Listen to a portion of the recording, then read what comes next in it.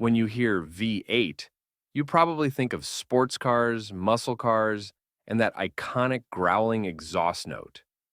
But what if I told you these powerful engines have found their way into some of the most unexpected vehicles? In this video, the most surprising cars ever fitted with a V8.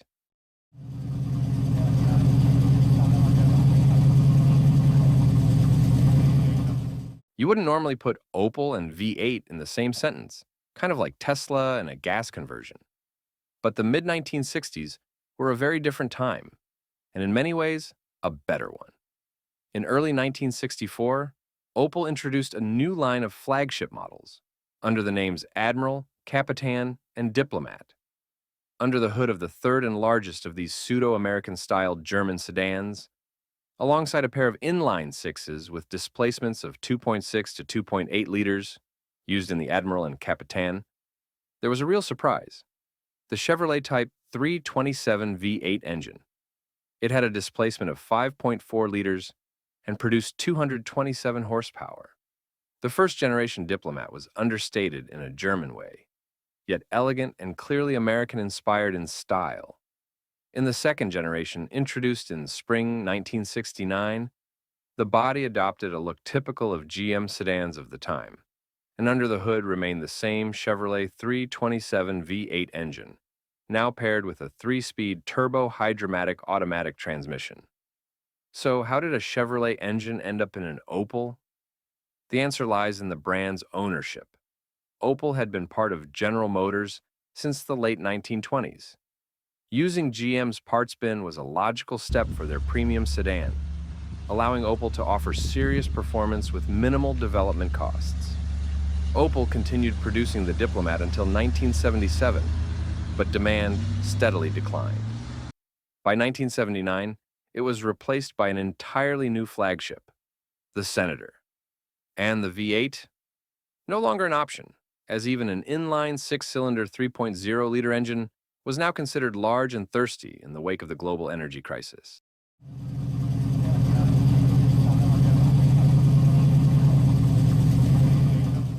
A V8 under the hood of a Volga is even more unexpected than finding one in an Opel.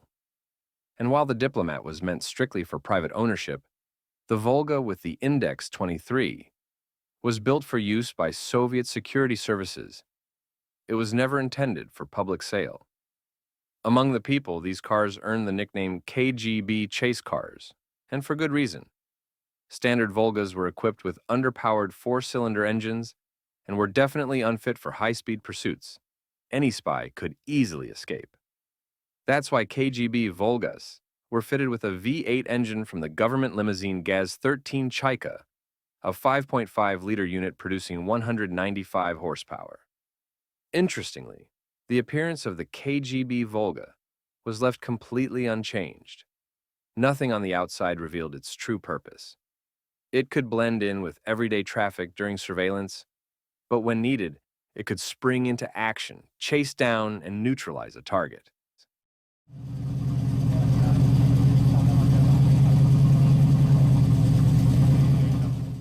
The mid-2000s Chevrolet Impala, a 5-meter front-wheel drive sedan, looked, to put it mildly, like the most unremarkable and ordinary car imaginable.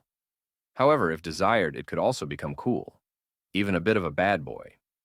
In its SS version, the Impala featured a real V8 under the hood, the very same LS small block engine family, seen not only in hundreds of thousands of pickup trucks and SUVs for rednecks, but also in brutal sports cars like the Chevrolet Camaro and Corvette. To fit the V8 transversely under the hood, the engine had to be slightly reworked, with custom mounting points, a small and power-limiting intake manifold, a shortened crankshaft snout, smaller pulleys, and a revised front cover. In short, everything was done to make the car, if not striking, then at least fast. Unfortunately, the warmed-up Impala couldn't quite fly due to the outdated 4-speed GM 4T65 automatic transmission, and combined with the restricted intake, the engine's power was limited to 303 horsepower. Still, its aero properties were nothing to scoff at. The 1.7-ton sedan could sprint to 60 miles per hour in 5.6 seconds and reach speeds of over 150 miles per hour.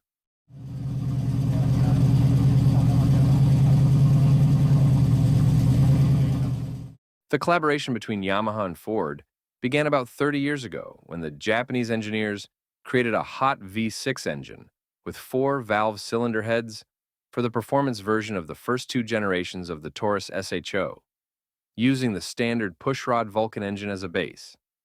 For the third generation SHO, a regular V6 no longer seemed exciting enough for the Americans, so they decided to power it up with a V8 engine. And that engine was once again to be built by the same Yamaha engineers who had worked on the Vulcan. Due to packaging constraints, the engine had to be transversely mounted, which imposed a design limitation on the block's V angle. Instead of the traditional 90 degrees for a V8, the Japanese opted for 60 degrees. To balance this non-standard configuration, a balance shaft was installed in the engine's V. Naturally, Ford still played a role. The cylinder spacing and bore are stroke measurements of the Yamaha V8. 82.4 by 79.5 millimeters, matched exactly those of the 2.5-liter Ford Duratec FIV6. As a result, simply adding two more cylinders increased the displacement by exactly one-third, up to 3,392 cubic centimeters. But from there, Yamaha made it their own. Dual overhead camshafts, four valves per cylinder, and a clever intake system with butterfly valves that partially blocked the intake ports below 4,300 RPM. Before ending up under the hood, the engine made quite the journey. Engine blocks were cast at a Ford plant in the UK, shipped to Japan for final assembly, and then sent across the ocean to the US. The engine's output wasn't exactly breathtaking, just 235 horsepower, a figure easily achieved by a four-cylinder Subaru Impreza WRX. But that's comparing apples to oranges. First, V8s prioritize torque over peak horsepower. And second, an overly powerful V8 might have simply torn the automatic transmission apart.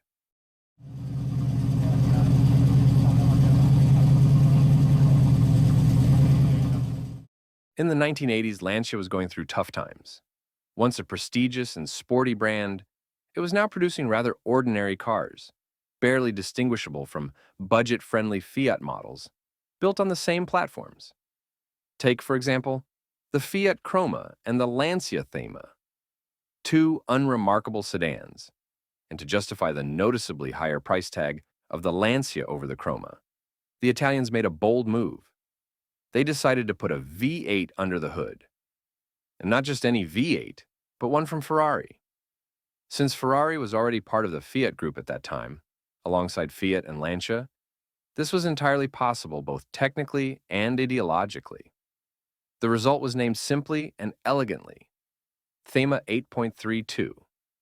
The name was straightforward: 8 cylinders below and 32 valves above them. The compact 3.0-liter engine was borrowed from the mid-engine Ferrari 308 Quattrovalvole, although it was significantly modified. Fortunately, the layout of the Thema allowed this engine to fit perfectly in the front engine bay.